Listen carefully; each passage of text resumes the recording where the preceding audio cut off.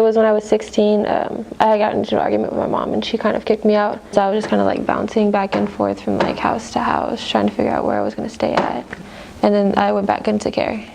Okay, so you've been in foster care before? Yes. Was it with your foster mom or your actual mom? My actual mom. Your actual mom. Had you been in foster care prior to that instance of CPS getting involved? Not since I was younger. I've been at Austin Children's Shelter and I've been at the LifeWorks. They've helped me get my birth certificate, my social. I'm supposed to be going to get my ID soon. With school, signing up doing FAFSA, ACC orientations and stuff. Was school important to you? Yes. What are you going to study at ACC? I was actually hoping to do vet medicine, just to get like my tech at ACC and then probably transfer over to A&M so I can like further in that. So do you eventually want to be a veterinarian or vet tech or something like that? Yeah. Okay, what makes you want to do that? I just love working with animals. We had classes at my school all the time.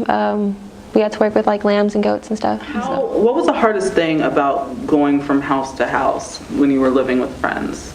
Trying to find a stable place and going to school.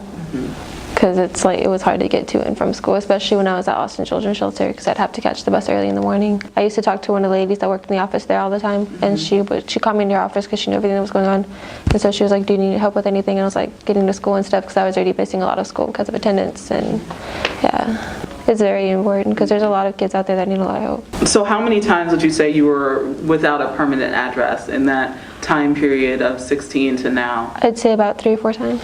How was your experience working with CPS? I personally don't really like working with CPS because they change caseworkers a lot, and some caseworkers don't even care for the kids. They're just in it just for the money, I guess. I feel like if you want to work in that field, you have to like your job and be able to like get along with the kids and actually do what they need, like help them and everything. But I went through 12, 13 different caseworkers. Where do you see yourself in 5 years? Hopefully in my own place, finishing school and everything. 10 years? Maybe a family starting off, I'm not sure. Okay. If you woke up tomorrow and all of your problems were fixed, what would that look like? How would you feel? Gosh, I don't even know how I would feel. That'd be amazing. It really would.